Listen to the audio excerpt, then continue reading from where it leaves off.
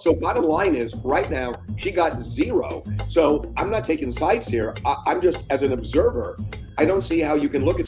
That is not a headline. That is not a rumor. That is a quote from a legal analyst who has watched the entire Blake Lively versus Justin Baldoni saga implode in real time. And when you hear those words, you need to picture this.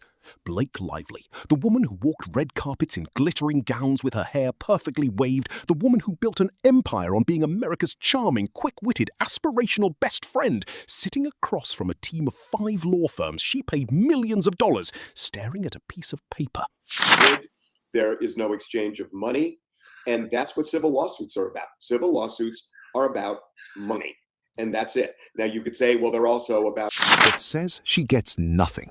No check. No apology, no admission that she was wronged, just a settlement agreement that reads like a polite HR email saying, "We hear you." And that, right there, is the image you have to hold in your head for the next 15 minutes. A woman who demanded over $150 million. Settled for no money. There was no apology. It was, I acknowledge that we will take your issue seriously. There's no, but I'm sorry for what... Walking away with less than zero because she still owes her own lawyers. Here at Celebrity Newsweepedia, we don't just cover the drama, we expose what the headlines are hiding.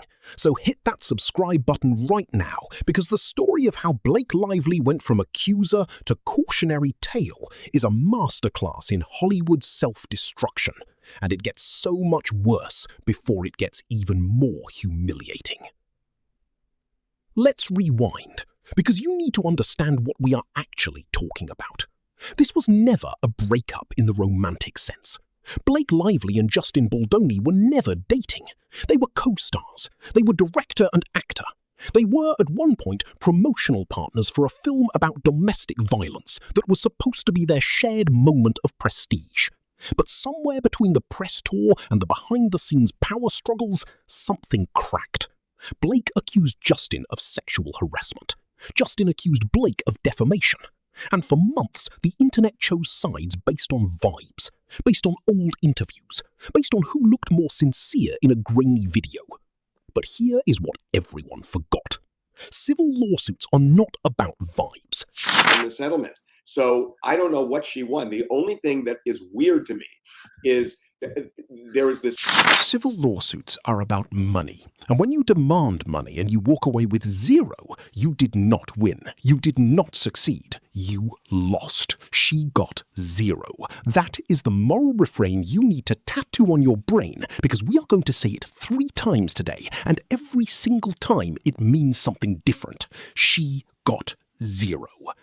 Now here is where the backstory explosion happens.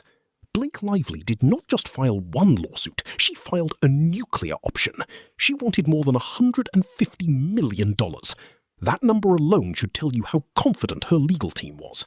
You do not ask for 9 figures unless you believe you have receipts so damaging that the other side will beg to settle before discovery even begins. But something went wrong.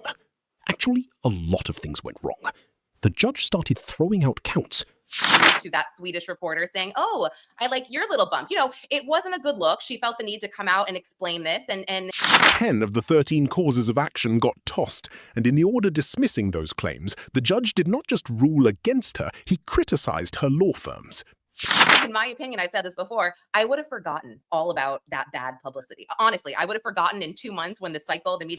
He essentially said, if you want to go after someone for damages, go after your own lawyers for screwing this up. That is not legal jargon. That is a judge saying, I don't know what you thought you had, but you clearly didn't have it. And then came the settlement. 20 hours of negotiation, 20 hours of lawyers passing every word. And what did they produce? Not an apology. Justin Baldoni never said. It says that if somebody files a sexual harassment lawsuit and then the person sued turns around and files a defamation lawsuit, and the defamation... I'm sorry for what I did, he said. We will take your issue seriously. That is corporate speak. I don't understand that. Like, do they think we're all dumb?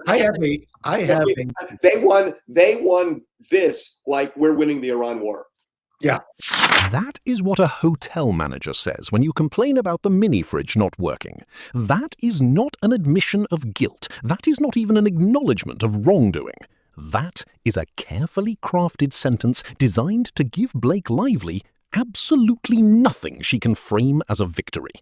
And yet her team went on television and declared they had won. They succeeded. They said those words with straight faces. And this brings us to the question that should terrify every celebrity watching at home. Is this just Blake Lively's disaster? Or is this a pattern? Because think about Amber Heard. Think about the way her defamation trial against Johnny Depp turned her into a global punchline. Think about how she moved out of the country and has not worked in a major film since. Think about the Streisand effect, where Barbara sued to hide photos of her house and ended up making those photos the most famous real estate images on the planet. Blake Lively just joined that Hall of Fame. And here is the ticking clock. Every day that passes, more people realize that she asked for $150 million and walked away with nothing. No money exchanged hands. No apology was given. Her sexual harassment lawsuit was dismissed. His defamation lawsuit was dismissed. The judge called out her lawyers. And the only thing left is a bizarre California law about attorney's fees that even legal experts cannot agree on. So the question is not whether she won or lost. The question is, who told her this was a good idea? Because someone painted a picture of a smooth landing and instead she crashed in front of the entire world. She got zero. Let's talk about what that actually means in human terms. Blake Lively hired upwards of 5 law firms. Reports suggest both sides spent a combined $60 million on this fight. Even if her insurance covered some of it, even if she negotiated fees down, she still wrote checks that she will never see again. She still sat through depositions. She still had to hand over text messages and emails and phone records. She still had to worry about Taylor Swift getting dragged into the mess, about her husband's reputation getting tangled in the narrative, about every late-night interview and awkward press moment getting dissected by people who had already made up their minds. And after all of that, after the stress and the headlines and the late-night strategy calls, she got a settlement that said, "We acknowledge that we will take your issues seriously." That is not a victory speech. That is a white flag folded so small you could hide it in your palm. Or rather just, somebody kind of acknowledging that, you did me dirty. He never said he did her dirty. Like a participation trophy. So here is what I want to know from you, and this is the part where you need to be honest with yourself and with each other in the comments. Do you think Blake Lively was genuinely wronged and just had terrible lawyers? Or do you think she knew she did not have the evidence and settled because discovery would have exposed even more? Because one of those answers means she is a victim of bad advice.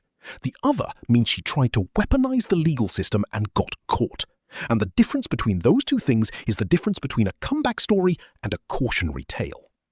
Before you go, do us a favor. Like this video, share it with someone who still thinks Blake Lively won this case, subscribe to Celebrity News Wikipedia, and turn on notifications so you never miss a breakdown of the biggest celebrity scandals unfolding in real time. Because trust me, this is not the last time a Hollywood star demands millions and walks away with empty hands. The only question is who is next. Drop your take in the comments, I will be reading them. And remember, in celebrity lawsuits, the only thing more expensive than losing is winning nothing at all. She got zero. Now let's find out why.